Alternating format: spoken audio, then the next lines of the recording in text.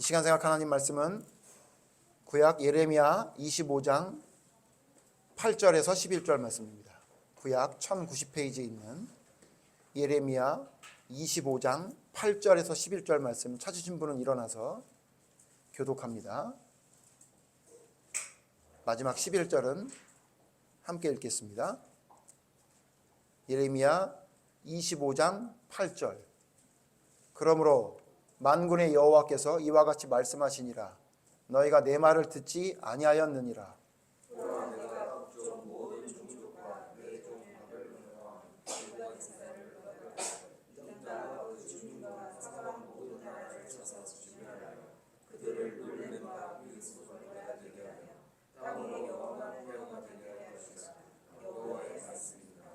내가 그들 중에서 기뻐하는 소리와 즐거워하는 소리와 신랑의 소리와 신부의 소리와 맷돌 소리와 등불빛이 끊어지게 하리니, 다 함께 읽겠습니다. 이 모든 땅이 폐허가 되어 놀랄 일이 될 것이며 이 민족들은 70년 동안 바벨론의 왕을 섬기리라. 아멘. 자리에 앉으십시오. 오늘은 본문 말씀 중심으로 70년간 바벨론을 섬긴 이유, 70년간 바벨론을 섬기게 하신 이유라는 제목으로 하나님 말씀 생각해 보려고 합니다.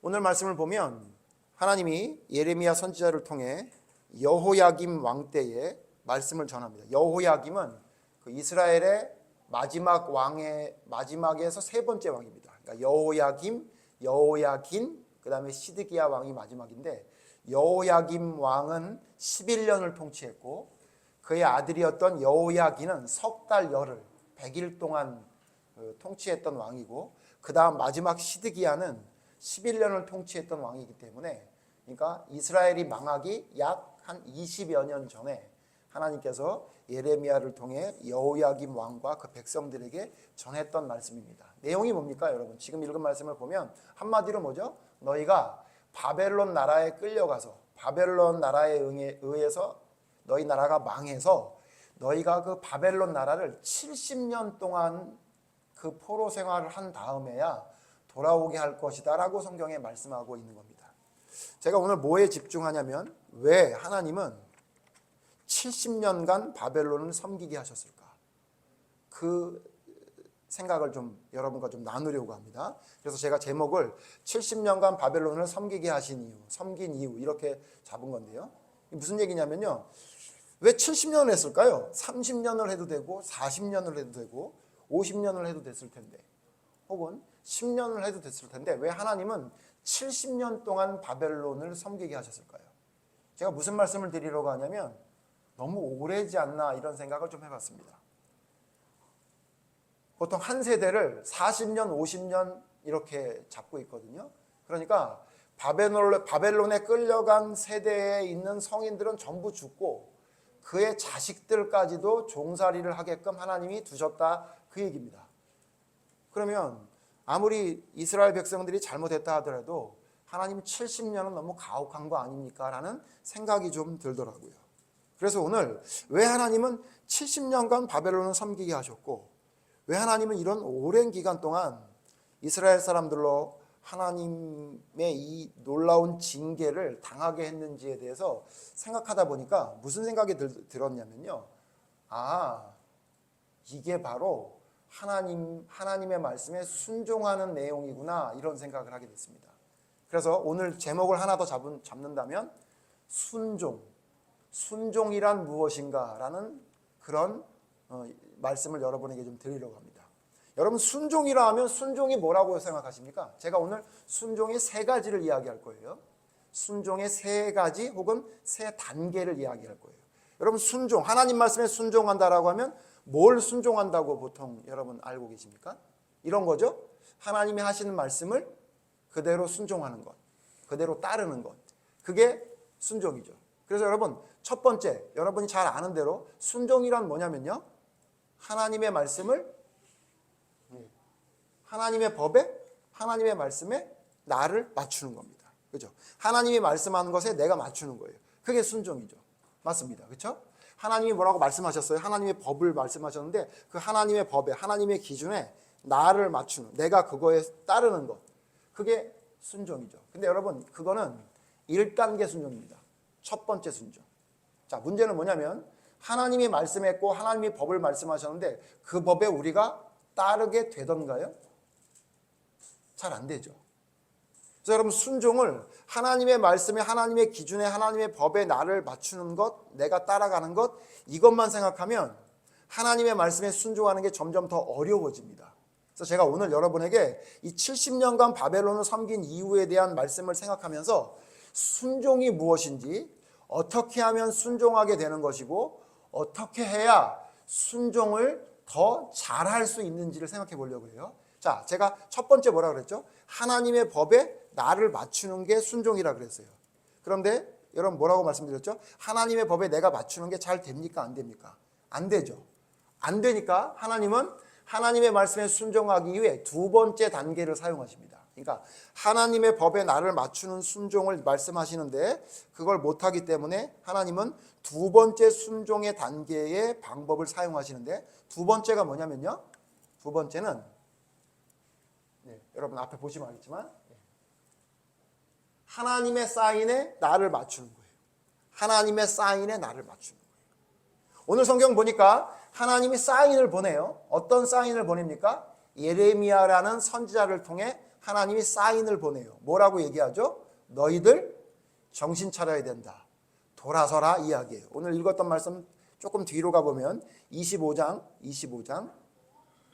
4절에 보면요. 4절에 보면 하나님께서 예레미야를 통해 이렇게 말씀하세요.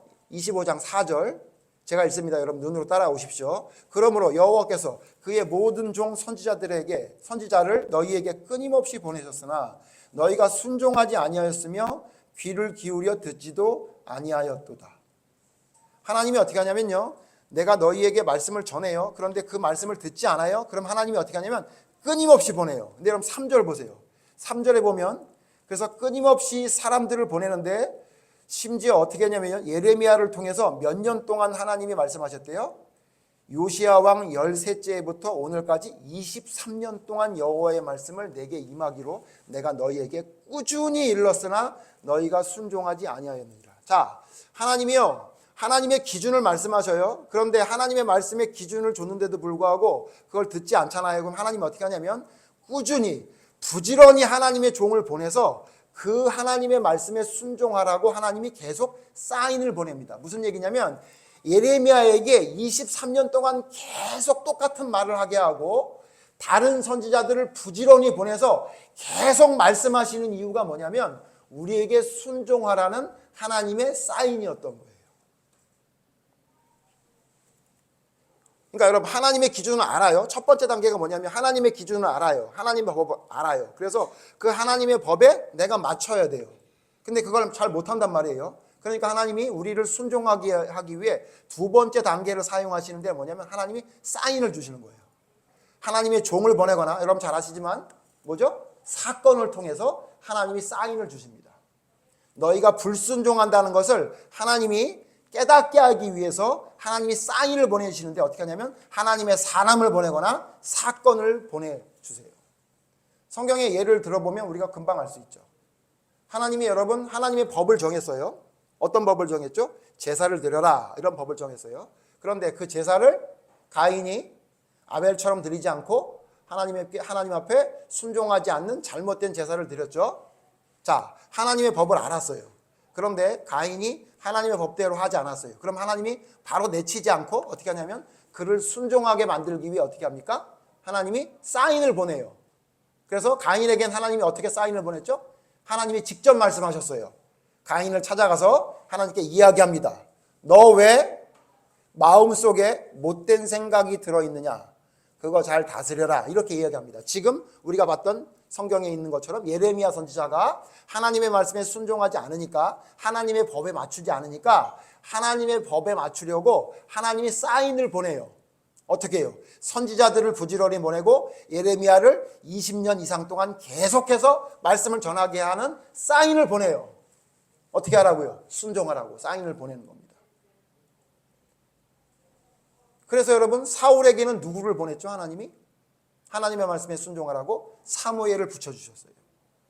사무엘 선지자를 붙여주셔서 사무엘이 사울 왕이 잘못할 때마다 계속해서 가서 말을 합니다. 자, 그게 뭐냐면요, 하나님의 법에 순종하지 않는 사울을 하나님이 순종하라고 사인을 보낸 거예요. 계속. 여러분, 애굽에서 탈출했던 이스라엘 백성에겐 누구를 붙여주십니까? 하나님이 모세를 붙여주셔요. 그래서 하나님이 계속 모세를 통해서 백성들에게 계속 사인을 줍니다. 뭐라고? 내 말에 순종해라, 내 말을 들어라, 계속 얘기합니다. 40년 동안 모세는 계속 이스라엘 백성에게 하나님의 사인을 전달하는 그런 역할을 감당했죠. 여러분 잘 아는 아합이라는 왕 있죠. 아합 왕은 북이스라엘의 악한 왕인데 그 북이스라엘의 악한 왕에게도 하나님이 사인을 주십니까? 안 주십니까? 하나님의 말씀에 순종하지 않으니까 사인을 주죠. 누구를 통해 줘요? 미가야라는 선지자를 통해 가지고. 성경 보면 미가야 선지자 재밌죠. 아합이 뭐라 그랬냐면, 지금으로 말하면 그 완전 꼴통 선지자가 하나 있다는 거예요. 왜 그러냐 그랬더니 항상 나한테 좋지 않은 얘기만 하는 이 꼴통 선지자가 있대요. 자 보세요. 아합이라는 왕에게 하나님이 사인을 보내줘요. 누구를 보내서요? 아합이 생각할 때 꼴통이라고 하는 미가의 선지자를 붙여주셔서 하나님이 사인을 보내주는 거예요. 왜? 나에게 맞춰라, 내 말을 들어라, 나에게 순종하라, 이렇게 하나님이 사인을 준 거죠. 여러분 가룟 유다에게는 어떤 하나님의 사인을 주셨습니까? 가룟 유다에게는 하나님이 누구를 붙여줘요? 예수님을 붙여줘요. 그래서 어떻게 해요? 너 나를 팔 거지? 나를 팔 자가 누군지 알려줄까? 바로 너야. 사인을 준 거예요. 누구를 통해서? 예수님을 통해서. 어떻게 하라고요? 돌이켜 회개하라고 사인을 주는 거예요. 그런데 여러분 지금까지 열거했던 가인, 가룟 유다, 이스라엘 백성들, 사울 왕, 아합, 그 사인을 받아들였습니까? 안 받아들였어요? 안 받아들였습니까? 안 받아들이죠. 그런데 보세요. 똑같이 하나님의 말씀에 순종하지 않는 자에게 하나님이 사인을 보내요. 누구한테 보내죠? 다윗에게 사인을 보내요. 누구를 통해? 나단 선지자를 보내요. 뭐라 그러죠? 너 죄 졌어. 너 하나님이 너 잘못된 거 이야기하라고 나를 보냈어 라고 나단을 보내죠. 그때 다윗은 그 사인을 알아먹습니까? 못 알아먹습니까? 알아듣죠. 알아먹죠. 예. 그래서 어떻게 해요? 회개함으로 돌아섰죠. 자 보세요. 하나님은 우리에게 순종하기 위해 단계의 방법을 쓰는 게 보이는데, 첫 번째는 뭐냐면요, 하나님의 말씀을 전해서 그 말씀대로 너희가 내 법에 너를 맞춰라 라고 해요. 근데 우리가 그걸 순종하지 못한단 말이에요. 그럼 하나님이 내쳐서 버리시는 게 아니라 두 번째 방법을 쓰세요. 어떻게 해요? 하나님이 사인을 보내요. 하나님의 사람을 보내요. 그래서 하나님이 지금 너에게 순종하라고 말씀하시는 사인을 보내요. 여러분 이것까지는 잘 아시잖아요. 혹은 사람만 아니라 사건을 주시죠. 어떤 사건을 줘요? 가인에게는 어떤 사건을 주셨어요? 제사를 안 받아버려요. 그래서 그 사건을 통해 네가 지금 뭘 잘못하고 있는지 내 말에 순종하라는 하나님의 메시지를 주시단 말이에요. 발람 선지자에겐 하나님이 뭘 주셨죠? 나귀를 주셨죠. 나귀를 붙여주셨죠. 그리고 어떤 사건을 만들어줬어요? 나귀가 자기 말을 안 들어. 좌우로 왔다 갔다 하고 막 주저앉고 막 밭으로 뛰어들어가고 그래. 그거 왜 준 거예요? 하나님이 사인을 보내준 거예요.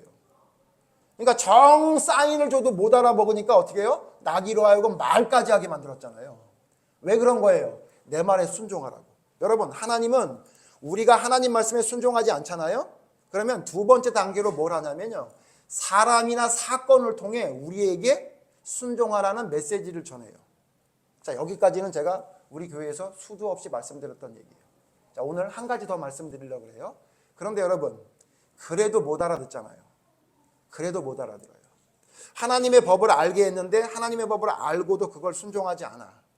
그리고 그걸 순종하지 않으니까 하나님의 사람을 붙여주고 어떤 사건을 통해서 깨닫게 하고 돌이키게 하려고 하나님이 계속해서 보내. 오늘 성경 보니까 뭐라고요? 23년 동안 예레미야는 말을 했고 그 많은 선지자들을 하나님이 부지런히 보내는데도 불구하고 말을 안 들어.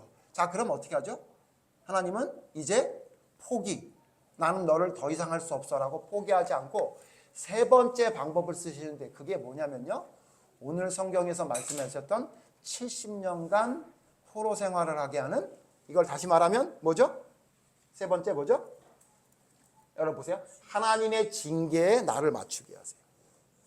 하나님의 징계에 나를 맞추는 거예요. 그러니까 다시 보세요. 우리가 2단계까지만 아는 것도 대단히 많이 아는 건데 세 번째 단계까지 알아야 이게 제대로 하나님 앞에 순종할 수 있는 길이 열리는 거예요. 첫 번째는 뭐냐면 하나님 말씀하셨어요. 그걸 알아요. 근데 안 지켜. 순종하라 그랬는데. 하나님의 법에 나를 맞추라 그랬는데 못 맞춘단 말이에요. 그럼 하나님이 포기하지 않고 두 번째 어떤 방법을 쓰냐면요. 하나님이 사인을 보내요. 그래서 하나님의 사인에 우리를 맞추게끔 하나님이 만드세요. 그것은 사람이나 사건을 통해. 그런데 그래도 못 알아들어요. 내가 하나님에 맞추지 못하고 하나님께 순종하지 못해. 그럼 하나님은 어떻게 사용하시냐면요. 어떤 방법을 사용하시냐면 징계를 주요. 징계를 통해서 돌이키게 하시는 거예요. 여러분 지금 우리가 봤던 성경 말씀 5절 보세요. 5절. 25장 5절 보면 같이 읽죠. 시작.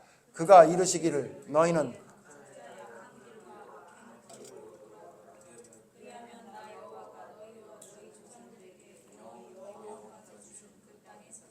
하나님이 돌아오라고 그랬는데 안 돌아온단 말이에요. 그러니까 어떻게 한다고요? 우리 아까 읽었던 11절 말씀 보니까 바벨론 왕을 70년 동안 섬기게 해요. 예? 섬기게 해요. 그리고는 어떻게 해요?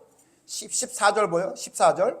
25장 14절 같이 읽죠. 시작. 그리하여 여러 민족과 큰 왕들이 그들로 자기를 섬기게 할 것이나 나는 그들의 행위와 그들의 손에 행한 대로 갚으리라. 하나님이 그들의 행한 대로 손을 갚아 주셔요. 어떻게 해요? 70년간 섬기게 해요. 그런 다음에 돌아오게 하는 거예요. 그런 다음에. 그것에 순종하면. 그래서 여러분 지금 이 말씀을 24장에 두 가지 비유로 설명하셨어요. 24장에 보면 우리 24장 안 보고 넘어갔죠. 24장에 보면 두 가지 나무가 나오는데 무화과 나무가 두 가지가 있대요. 하나는 좋은 무화과 나무, 하나는 나쁜 무화과 나무. 근데 그 설명을 쭉 하는데 뭐라고 그러냐면 뭐가 좋은 무화과 나무냐면 하나님이 말한 대로 포로당해서 5절 보세요. 24장 5절 보세요. 24장 5절에 뭐라고 말하냐면 이스라엘 하나님 여호와께서 이와 같이 말씀하시니라 내가 이곳에서 옮겨 갈대아인의 땅에 이르게 한 유다 포로를 이 좋은 무화과와 같이 잘 돌볼 것이라. 무슨 얘기예요? 포로 당해서 거기서 잘 사는 사람이 뭐래요? 좋은 무화과 나무래요. 6절 뭐라 그래요? 내가 그들을 돌아보아 좋게 하여 다시 이 땅으로 인도하여 세우고 헐지 아니하고 심고 뽑지 아니하겠고. 7절 같이 읽죠. 시작. 내가 여호와인 줄 아는 마음을 그들에게 주어서 그들이 전심으로 내게 돌아오게 하리니 그들은 내 백성이 되겠고 나는 그들의 하나님이 되리라. 자, 하나님이 어떤 방법을 마지막으로 쓰냐면요. 이스라엘 백성들을 아예 망하게 해서 포로 당하게 해. 그래서 그 포로 생활 70년 동안 마음이 돌이켜서 하나님을 아는 마음이 생기게 됨으로 인해서 하나님이 다시 돌아와서 하나님의 자녀 삼으려고 하나님이 어떻게 한다는 거예요? 70년 포로 생활을 당하게 한다는 거예요. 그렇기 때문에 여러분 하나님 말씀에 순종한다는 건 뭐냐면요. 하나님이 말씀하시는 그 하나님의 법대로 나의 기준을 맞추는 거예요. 근데 그게 잘 안 되죠. 그렇게 안 되면 하나님이 어떻게 하냐면요. 우리의 삶 속에 사람을 보내서나 아니면 어떤 사건을 통해서 우리에게 사인을 보내요. 그러면 그 사인에 우리가 빨리 나를 맞추면 돼요. 근데 여러분 그것도 몰라요. 그것도 모르고 넘어가죠. 그럼 하나님이 그냥 놔두시는 게 아니라 우리를 어떻게 하냐면 징계하세요. 그 징계를 통해 하나님이 어떻게 하냐면요. 그 징계를 통해서라도 하나님이 깨닫게 해서 우리를 돌이키게 하고자 하는 것이 하나님의 목적이라는 거죠. 그런데 왜 70년간 바벨론을 섬기겠냐고요? 그래서 저도 지금 의문이었어요. 아니 다윗은 기름 부음을 베푸신 다음에 그가 왕이 되는데 성경에 정확하게 나오진 않지만 약 사울에게 쫓겨다닌 기간이 적어도 한 10년 이상은 된 걸로 보인단 말이에요. 그러니까 다윗은 10년 만에 왕을 세웠단 말이에요. 그리고 여러분 잘 아는 모세는 몇 년 만에 하나님이 세웠죠? 40년 만에 세웠단 말이에요. 그런데 왜 이스라엘 백성은 10년도 아니고 40년도 아니고 왜 이렇게 70년 동안 고생하게 했냔 말이죠. 그래서 사실은 70년 포로 생활하는 가운데에서도 이스라엘 백성들이 불평이 많았어요. 너무 오랫동안 힘든 생활을 한다고. 근데요, 왜 하나님이 70년을 포로 생활을 하게 했을까요? 정답은요? 몰라요. 알 수가 없어요. 그냥 하나님이 정한 거예요. 잘 들으셔야 돼요. 여러분 10년 동안 10여 년 동안 고생해서 왕이 되게 하신 것은 누가 그렇게 정하신 거죠? 하나님이 정하신 거예요. 다윗을 그렇게 왕을 삼기로 하신 거죠. 모세를 80세가 돼서야 하나님의 종으로 삼으려고 40년 동안 목자의 생활을 하게 한 건 누가 그렇게 하신 거죠? 하나님이 하신 거예요. 그런데 어떤 사람이 아니 70에 하면 안 돼요? 왜 꼭 80에 채워야 돼요? 그렇게 묻는다면 모르겠어요. 왜 그러셨는지. 오늘 성경 말씀도 아니 도대체 왜 70년 동안이나 왜 백성들을 힘들게 하셨어요? 하나님 그냥 적당히 좀 하시지 라고 하면 모르겠어요. 그런데 왜 70년 한 일은 정확히 모르지만 하나님이 왜 이렇게 하셨는지 그 의미는 성경에서 설명해 주고 있어요. 로마서 9장 보면요. 왜 이렇게 하셨는지를 우리가 알 수 있는 성경이 있어요. 로마서 9장 보세요. 로마서 9장 14절, 15절 보시면 이렇게 말씀하세요. 제가 9장 14절 읽겠습니다. 여러분 15절 같이 읽죠. 로마서 9장 14절 그런즉 우리가 무슨 말을 하리요? 하나님께 불의가 있느냐? 그럴 수 없느니라. 15절 같이 읽죠. 시작. 모세에게 이르시되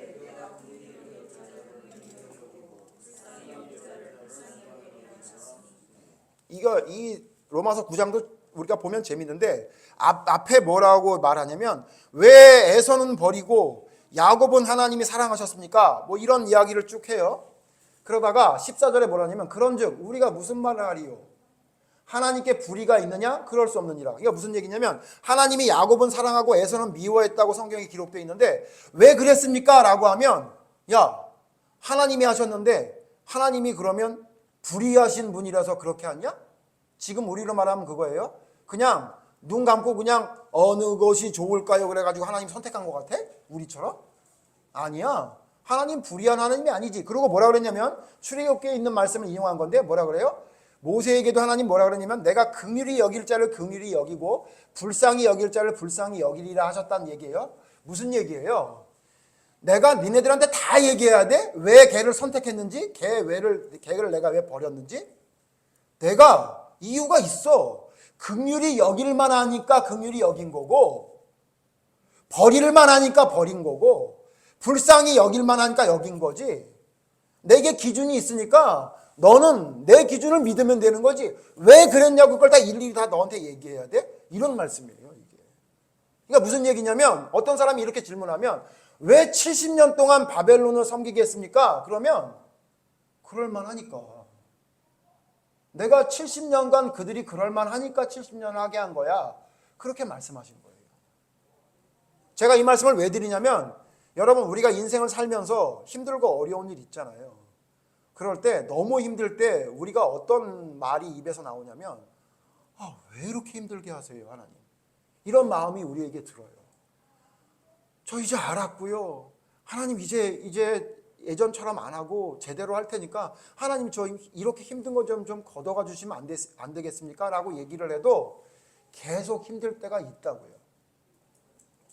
그때 여러분 어떻게 생각해야 되냐면요. 하나님은 말이 안 돼. 아무리 말해도 내 목소리는 안 들어주셔. 그렇게 여러분 하나님의 목소리를 들으면 안 되는 게 아니라 그러면 안 되고요. 어떻게 하면 되냐면요. 지금 이 일을 당하게 하실만 하니까 당하게 하시는구나라고 생각하는 게 진짜 순종이에요. 순종은 뭐냐면요. 하나님이 말씀하시면 하나님의 법에 나를 맞추는 거예요. 근데 그게 잘 안 되잖아요. 그러면 두 번째 순종을 해야 돼요. 뭐냐면요. 하나님이 우리의 삶 속에 사람이나 사건을 통해 우리에게 알려주시잖아요. 그러면 그때 순종해야 돼요. 근데 여러분 만약에 그것도 순종을 하지 못했잖아요. 그럼 마지막 순종이 있는데 그게 뭐냐면요. 나에게 감당할 수 없는 일이 있을 때 그걸 감사로 받아들일 수 있는 순종이 돼야 되는 거예요. 그게 순종의 마지막 단계고 그게 진짜 하나님의 앞에 온전히 순종할 수 있는 사람의 모습인 겁니다. 하나님께 버림받은 사람의 특징이 뭐예요? 그 마지막 순종을 제대로 못해요. 하나님의 징계예요. 하나님이 벌을 내려요. 그러면 그걸 감사함으로 받아들여야 되는데 어떻게 하냐면 감정적으로 받아들여요. 우리가 앞에서 얘기했던 사람들 하나하나 보세요. 이스라엘 백성들 왜 이렇게 힘들어요? 40년 동안 광야 생활하는데 너무 힘들어요. 맨날 먹는 거나 먹고 그냥 너무 힘들어요. 하나님의 징계를 그들이 40년간 광야 생활을 하는 이유를 하나님이 가르쳐 줬습니까? 안 가르쳐 줬습니까? 가르쳐 줬죠.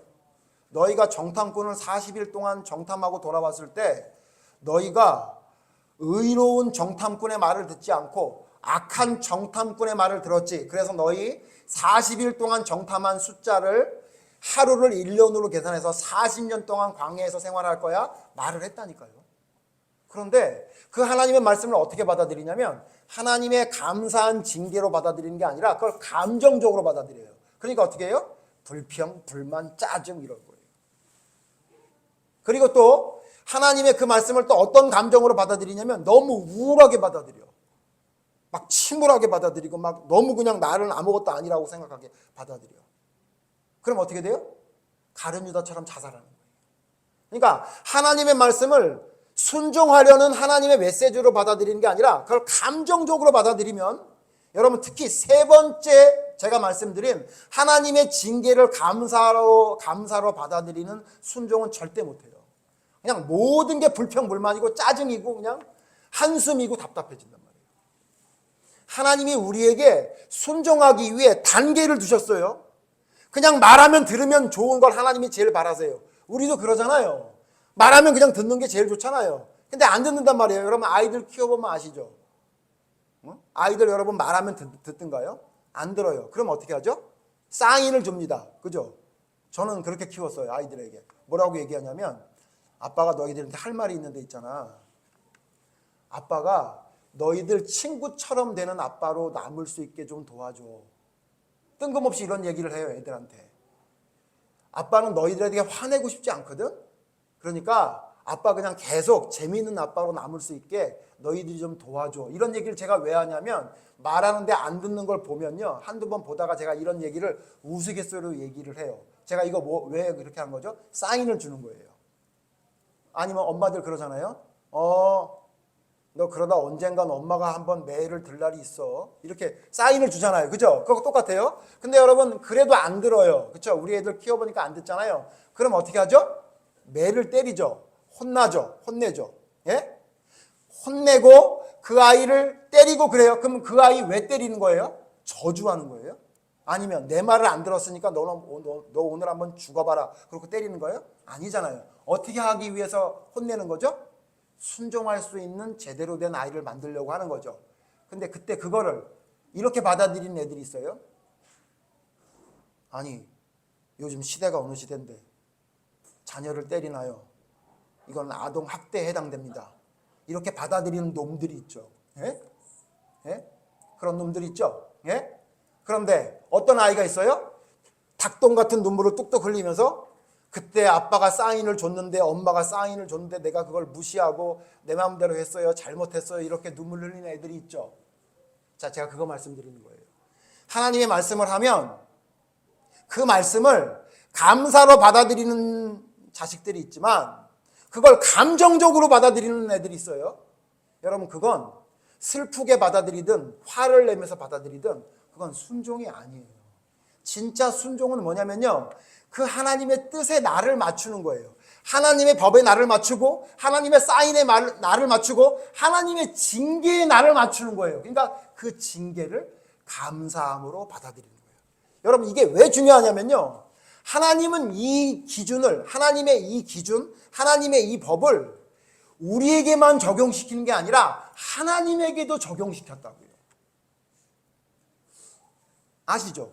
여러분 이 기준을 하나님에게도 적용시켰어요. 그러니까 하나님이 어떻게 했냐면요. 하나님이 이래도 되잖아요. 사람을 만들었어. 근데 사람이 죄를 지었어. 그래가지고 얘네들이 내가 법을 만들었는데 이걸 따먹으면 죽으리라. 이걸 지키지 않으면 넌 저주를 받는다고 했단 말이에요. 근데 그걸 안 지켰어.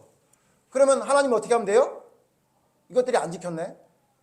내가 사인을 줬는데 안 지키네. 그럼 다 죽여버려. 그리고 죽여버리면 끝나는 거잖아요. 그리고 이것들은 근본이 잘못된 놈들이야. 예? 이건 아예 DNA 자체가 이거는 아주 잘못된 놈들이니까 이건 안 되겠어. 그리고 다시 만들면 되는데 하나님이 어떻게 하냐면 그들을 살려요. 그들을 살려. 그러면 제가 무슨 생각을 하냐면 이렇게 해도 되잖아요. 내가 지난번에 법을 만들 때 어떻게 했냐면 내 말을 지켜라. 내 사인을 받으면 그 말에 순종해라. 선지자들을 보내거나 사건을 보면 너 내 말에 순종해야 된다는 걸 줬는데 안 그러면 죽는다고 했는데 있잖아. 지금 바꿀래. 어떻게 하냐면 죽을까 하노라로 바꿀래. 그래서 있잖아. 이제 너희 잘 살면 돼. 이렇게 해도 되잖아요. 제가 이 얘기 왜 하는지 알아요? 왜 하는지 알아요? 그랬으면 예수님 이 땅에 안 내보내도 된단 말이에요. 무슨 말인지 이해되세요? 하나님이 법을 정했어. 근데 그걸 안 지켜. 그래서 선지자들을 보내. 그다음 징계해. 그래도 안 들어. 그러면 여러분 어떻게 하면 되냐면요. 그냥 치워버리면 된단 말이에요. 근데 하나님은 그 하나님이 정한 법을 자신에게도 적용시켜. 그래서 어떻게 하냐면 쟤네를 살리려면 방법이 뭐냐면 우리 중에 죄 없는 자가 인간의 몸을 입어서라도 저 징계를 담당해야 된다라고 하나님의 법을 그대로 지키신 게 바로 예수님의 십자가의 죽음이라고요. 그러니까 하나님은 하나님이 정한 걸 하나님 본인도 지킨다고. 그렇기 때문에 우리에게 징계하시는 게 절대로 하나님은 이상한 게 아니에요. 지나친 게 아니에요. 아니 징계하기로 작정했다가 이 징계 취소. 이 징계를 없애게 하려면 얘네 죄를 없애게 하려면 내 아들 예수가 인간의 몸으로 가서 죽어야 돼? 아유 그건 못하겠어. 그러니까 있잖아. 내가 처음에 정했던 법 바꾸자. 수정. 그렇게 안 하신다고요. 하나님은 정한 대로 그대로 본인에게도 적용하시는 거예요. 그래서 그것을 당하게끔 예수님을 이 땅에 보내셨다고. 그렇기 때문에 여러분 우리가 예수님을 믿는다? 하나님을 신뢰한다는 건 뭐냐면요. 하나님의 순종하기 위해 우리에게 주셨던 것을 아멘으로 받아들여야 되는 거예요. 첫 번째 뭐라고요? 하나님 말씀하시면 순종해야 돼요. 두 번째 뭐라고요? 하나님이 사인을 주시면 그게 순종해야 돼요. 세 번째 뭐냐고요? 징계를 주시면요. 그걸 감사함으로 받아들일 수 있는 마음이 생겨야 돼요. 이게 성경에서 말하는 진짜 순종의 모습이에요. 여러분 부모가 자식을 가르칠 때 제가 자식들 컨설팅하는 그 선생님들 얘기를 들어보니까 이런 얘기를 하시더라고요. 엄마 잘 들어요. 이 아이가 왜 이렇게 말을 안 들었는지 아세요? 엄마 이렇게 했잖아요. 어떻게 했냐면 너 잘못하면 오늘 저녁까지 게임 없어. 이렇게 기준을 정했는데 그 애가 잘못을 저질렀어. 그러니까 엄마가 어떻게 하냐면 너 오늘 잘못했으니까 게임 없어. 그랬단 말이에요. 그러니까 얘가 이제 그냥 우울하고 침울하고 막 짜증내고 힘들어하고 이러니까 엄마가 어떻게 하냐면 걔를 이렇게 한두 시간 있다가 애를 안아주면서 너 다음부터는 그러지 마. 이번에만 엄마가 게임하게 해줄 테니까 다음부터는 절대 그러지 마. 이렇게 했단 말이에요. 그거 보고 뭐라 그러냐면 그러니까 걔가 말을 안 듣는 거다. 이렇게 얘기해요. 무슨 얘기냐? 당신이 말했으면 그건 무슨 일이 있어도 지켜야 된다. 그래야 그게 교육이 되고 순종할 수 있는 아이로 만들 수 있는데 당신이 법을 정해놓고 당신이 어겨. 그러니까 자녀가 부모의 말을 듣겠냐고. 그렇게 말을 해요. 여러분 또 그 사람 말 아니라도 우리 부모님 말씀에 순종하지 않고 부모님 말씀이 나는 순종할 수 없다고 생각할 때가 여러분 어떤 때가 그런 마음이 들죠?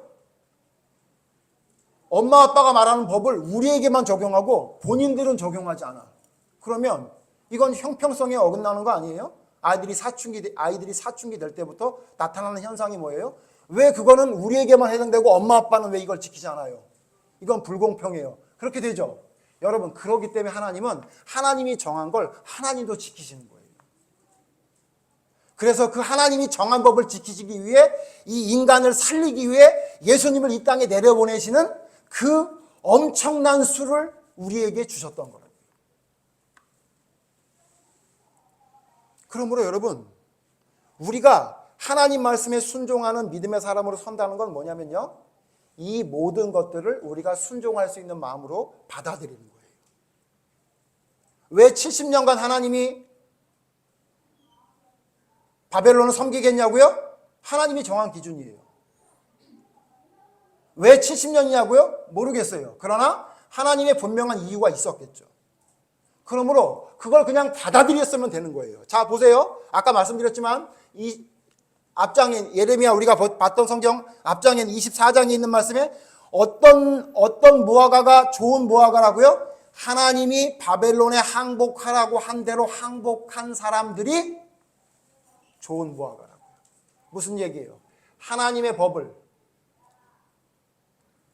하나님의 법을, 하나님의 징계를 그대로 받아들이는 사람이 진짜 올바른 믿음의 사람의 모습이라고 성경이 말하고 있다는 이야기입니다. 그런데 여러분, 우리는 이거 잘 못해요. 이거 잘 못해요. 그리고는 맨날 불평만 해요.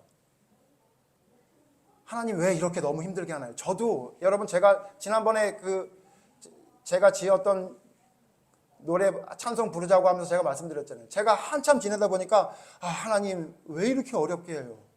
언제까지 이렇게 힘들어야 됩니까? 너무하신 거 아닙니까? 제가 무슨 그렇게 큰 잘못을 저질렀다고 저한테 이렇게 어려운 일을 주십니까? 라고 할 때 하나님이 문득 무슨 생각을 주셨냐면, 너 사람 만들려고. 무슨 얘기냐면요, 여러분, 70년간 포로 생활을 하지 않으면 사람이 되지 못할 것 같으니까 하나님이 70년간 포로 생활을 하게 한 거예요.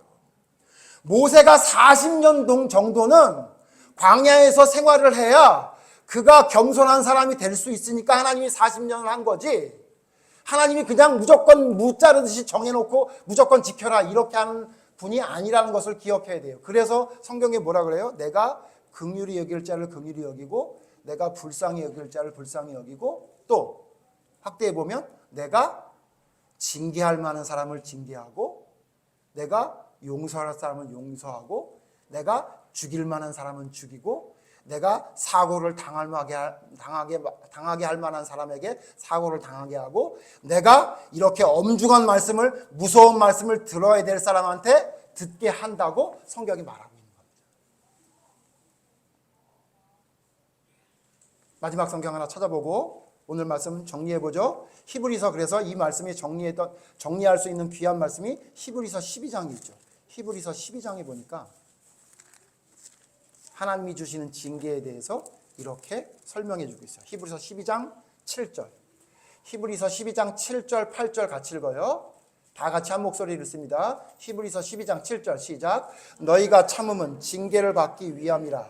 하나님이 아들과 같이 너희를 대우하시나니 어찌 아버지가 징계하지 않는 아들이 있으리요. 8절. 징계는 다 받는 것이거늘 너희에게 없으면 사생자여 친아들이 아니니라. 뭐라 그래요? 잘 아는 말씀이죠. 잘 아는 말씀이죠. 징계는 다 받는데 특히 하나님의 징계는 누구에게 준대요? 하나님의 자녀들에게. 그래서 만약에 너의 삶에 징계가 없으면 뭐래요? 사생자래요. 그런데 그렇게 징계하신 이유를 7절에 뭐라 그래요? 우리를 뭐라고 생각하신대요? 아들처럼 생각하신대요.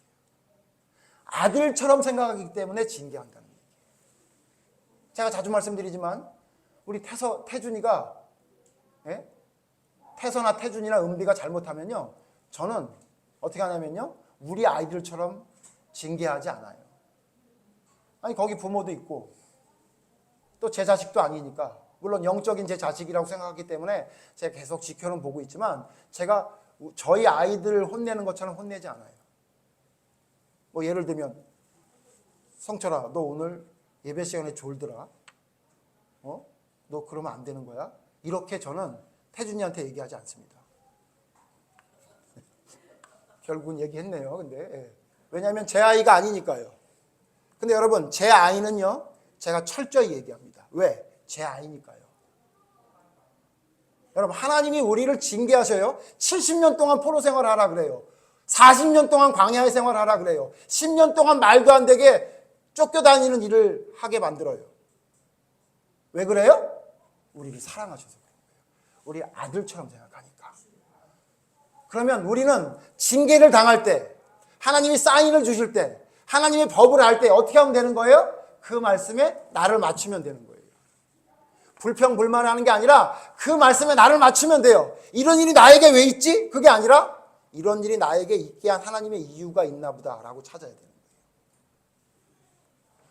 어떤 사람이 찾아와서 나에게 무슨 얘기를 하면 아우, 저렇게 왜 와서 나한테 쓸데없는 얘기를 하고 있어? 이렇게 듣는 게 아니라 왜 이 이야기를 듣게 하셨지? 다윗이 그랬잖아요, 여러분. 시므이가 말도 안 되게 돌을 던지면서 저주를 할 때 다윗이 뭐라 그랬어요? 저자가 말을 할 수 있게 하나님이 허락하신 것이기 때문에 하나님이 내게 하실 말씀이 있다고 나는 듣겠다. 그렇게 들은 거 아니에요? 만약에 저자의 말이 잘못됐다면 하나님이 갚아주시겠지. 지금 나에게 이 상황, 이 모든 것을 들으라고 하시는 말씀이라고 들었잖아요. 그러니까 여러분, 하나님이 사인을 줄 때 그 사인에 나를 맞추는 거예요. 그리고 혹시나 감당할 수 없는 어려움이 생긴다 할지라도 그 하나님의 징계에 나를 맞추는 게 순종이지. 불평불만하고 답답해하고 좌절하고 성질내고 감사와 기쁨이 사라지는 삶을 살아가는 것이 하나님께 순종이 아니라는 사실을 기억해야 돼요. 하나님은 어떤 자에겐 70년 동안 고생하게 하는 일을 줄지도 모릅니다. 어떤 자에겐 40년 동안 고생하는 일을 줄지도 모릅니다. 어떤 자에게는 10년 동안 고생하는 일을 줄 수도 있습니다. 어떤 자에게는 하나님의 사람을 보내서 너무도 기분 나쁘게, 너무도 힘든 소리를 듣게 할 수도 있습니다. 어떤 사람에게는 기르던 나귀가 내 말을 듣지 않는 이상한 일을 당하게 할 수도 있습니다. 그때 여러분, 우리는 뭘 생각해야 됩니까? 재수가 없다고 생각하거나 아니면 왜 이런 일이 있는지 모른다고 불평하는 게 아니라 하나님이 지금 나에게 순종하라고 하시는 건데 내가 하나님의 말씀대로 순종하지 못하는 게 뭐가 있었나? 내가 하나님 앞에 이런 징계를 받을 만한, 이 징계가 끝나지 않을 만한 무슨 이유가 있었나를 찾아야 되는 겁니다. 그렇게 되면 하나님은 그 모든 것들을 다 안 우리에게 더 이상 힘든 일들을 주시지 않는 거예요. 그러니까 니느웨 성 사람이 베옷 입고 회개할 때 멸망하기로 작정하시고 돌이킨 하나님이었던 것 여러분 잘 아시지 않습니까? 우리의 삶 속에 힘들고 어려운 일 많이 있습니다. 고되고 어려운 일 많이 있습니다. 그러나 여러분, 그 모든 일 가운데 참새 한 마리도 땅에 떨어뜨리는 것이 하나님의 계획에 있다고 하셨던 하나님이 우리에게 말씀하고자 하는 메시지가 있습니다. 우리를 순종의 길, 아들처럼 이끌어가기 위해 하나님이 우리에게 주시는 징계라고 생각하시고, 그 징계는 예수님도 당하게 하심으로 인해서 그 모든 기준을 하나님 자신에게도 적용했던 것을 기억하시면서 여러분이 당하고 있는 모든 일 가운데 하나님이 지금 내게 무엇이라고 말씀하시는지 그 말씀을 여러분 들으시고 하나님의 사인에 순종하고 심지어는 하나님의 징계에도 순종할 수 있는 사람으로, 나를 바로잡는 사람으로 세우는 여러분이 되기를 바랍니다. 그래야 오늘 성경에 봤었던 이스라엘 백성들처럼 70년 동안 포로 생활을 하게 되는 일을 막을 수 있을 것이고, 혹은 70년 포로 생활을 하는 가운데 순종함을 통해 구원받는 놀라운 하나님의 사랑을 입게 될 것입니다.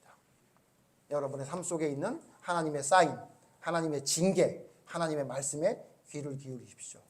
그 세 가지 모두를 다 감사와 기쁨으로 받아들일 때 성경은 그것이 순종이라고 말하고 있습니다. 올바른 순종이 우리의 삶 속에, 우리의 믿음 가운데 온전히 세워질 수 있는 모두가 되기를 바랍니다. 오늘 말씀 생각하시면서 여러분 기도합니다. 하나님, 혹시 나는 하나님의 법을 알고 있으면서도 순종하지 않는 모습이 있는 건 아닙니까? 순종하지 않는 것을 보면서 하나님이 우리에게 사람이나 사건을 통해 사인을 주셨는데도 불구하고 아직도 하나님 말씀에 순종하지 못하고 있는 건 아닙니까? 아니, 하나님 그 사인도 알아보지 못해서 하나님이 우리에게 징계를 주셔서 우리에게 어려운 일을 당하게 하셨는데, 그럼에도 불구하고 아직도 우리는 하나님의 그 순종의 징계를, 순종을 바라는 징계를 감정적으로 대하면서 하나님의 말씀에 나를 맞추지 못하고 있는 것은 아닌가. 우리를 돌아보시면서 하나님, 진정으로 순종하는 자가 되게 해주시옵소서. 말씀을 듣고 순종하는 자가 되게 해주시옵소서. 하나님의 사인을 보고 순종하는 자가 되게 해주시옵소서.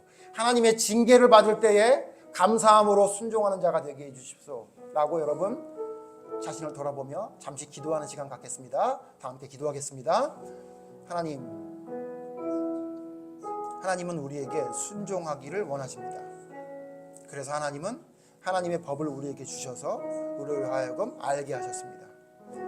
그런데 하나님, 우리는 하나님의 법을 알고 있으면서도 우리는 순종하지 않습니다. 그럴 때 하나님은 우리에게 사인을 주십니다. 하나님의 사람들을 통해 부지런히 말씀하시고 사건을 통해 우리에게 알려주십니다. 하나님, 그런데 그럼에도 하나님의 그 사인도 듣지 않고 하나님 말씀에 순종하지 않을 때 하나님은 우리에게 징계하십니다. 그런데 하나님, 그 징계를 받고서도 우리는 힘들고 답답하다고 자기의 감정에만 치우쳐 하나님이 징계를 주시는 이유와 그 징계를 통해 말씀하고자 하는 하나님의 메시지를 찾지 못합니다. 하나님, 올바른 순종을 할 수 있는 우리의 믿음이 되기를 원합니다. 하나님 말씀이 안다면, 하나님 말씀을 안다면 그 말씀대로 나를 맞추는 자가 되게 하여 주시옵소서. 만약 하나님 말씀에 맞추지 못해 우리가 어긋난 길을 가게 될 때에 하나님이 우리에게 사람이나 사건을 통해 사인을 주신다면 그 사인에 나를 맞추는 자가 되게 하여 주시옵소서. 혹 하나님, 그 사인에도 우리가 응답하지 못해서 하나님이 우리에게 좌절할 수밖에 없는 징계를 주신다면 그 징계에 머물러 있지 않게 하시고 징계를 주신 하나님의 그 사랑과 긍휼을 기억하게 해 주시옵소서. 그래서 그 징계를 감사함으로 받아들이며 오히려 나를 사랑하는 하나님의 표라는 것을 기억할 수 있게 인도해 주셔서 그 징계에 나를 맞출 수 있는 믿음의 사람으로 설 수 있도록 하나님 도와주시옵소서. 올바른 믿음에 서기를 원합니다.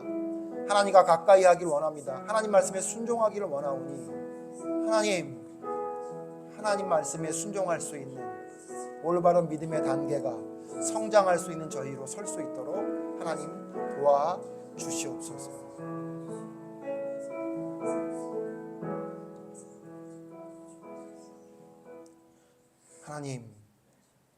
하나님은 우리에게 순종을 원하십니다. 그러나 우리는 참으로 질기게 하나님의 말씀에 순종하지 않습니다. 그러기에 하나님은 우리에게 하나님의 말씀이 무엇인지 알게 하는 지식과 지혜를 주셨고, 그래도 듣지 않을 때에는 우리에게 사람을 통해서 부지런히 말씀하시며 사건을 통해 하나님께서 순종을 요구하신다는 것을 우리에게 알리셨습니다. 하나님, 그럼에도 불구하고 우리가 하나님 말씀에 순종하지 않을 때 하나님은 징계라는 가슴 아픈 도구를 사용하십니다.